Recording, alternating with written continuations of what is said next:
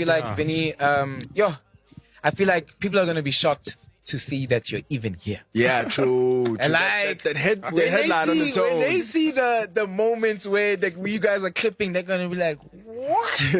Because I won't lie, when I watched the Stilo episode back, especially the way they clipped it, I haven't watched it. I was like, yeah, Vinny's gonna feel some type of way about this.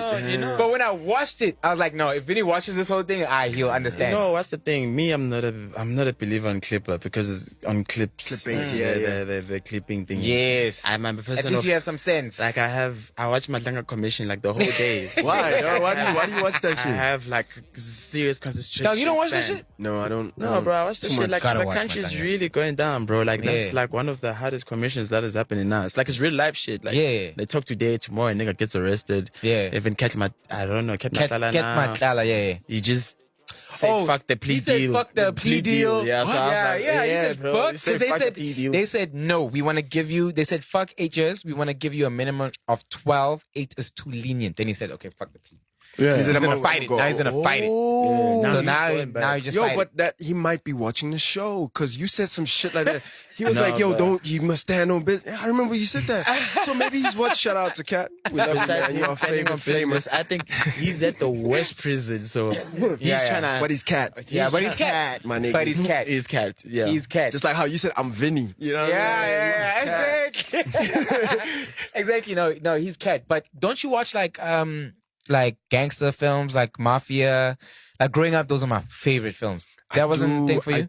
I do like that type of ish. You still like, that's why the messes me Madlanga up Commission for me is like, they no more real life make gangster. them, like that. make them the way. That's my problem. They don't no more make them the way. I think the last thing for me that ever felt like those gangster American type gangster. of movies. No, like you see the series Narcos, like that. Yeah, Narcos. Like Narcos they kind of went in hard. Like you could feel like so this something. This is what you're saying, and it's the same way I feel. The reason why they're not hitting the same way is because the stories are finished. Yeah, like there's no. They've told all the stories about the real gangsters and have told them in so many ways. Pablo Escobar, all these guys. They've told every single story, you know? Yeah. So now that it's like, now they get into like fictional shit where it's like the fake stories and it's like, can't really relate to this shit. I'm going to speak on that since I'm an actor.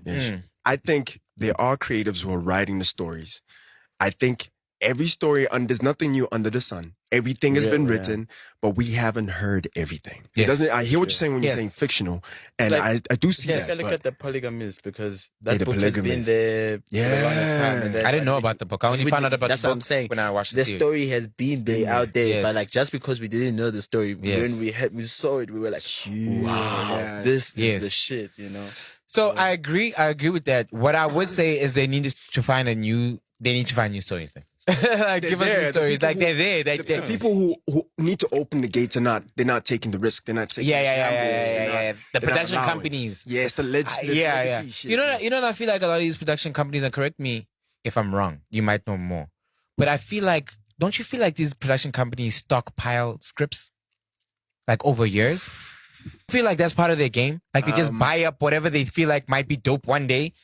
And then it sits on a shelf. And it sits on a shelf. I heard somebody say that about 50 Cent in the music. So I think I get why you would say that. And let me tell you a personal story because I can't really speak much on it. I don't really know exactly. I've been in the game for 4 years. It's not that long for me to have that much in-depth understanding. But there's this guy who approached me a while back. I was at the gym, saw me pumping some weights, and he's like, "Yo, bro, I've seen your ish. I love your work, man. I actually got a script. Boom, boom, boom. This is what it's gonna look. Beautiful, bigger. I'm predicting this."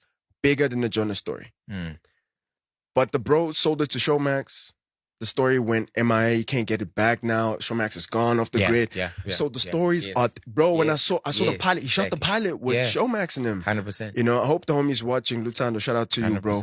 And I feel like a lot of those type of stories are happening with a lot of people. The people who can open the gates and not letting them open sooner for the stories that we need to hear. And speaking about Jonasine, he was in Dumo. Ustumo. Yeah, right. Shout out my G. He said he wants to come to the show. Yeah, we've been following each other for like years, maybe like plus 8 years. You know, he's always been a real dope nigga.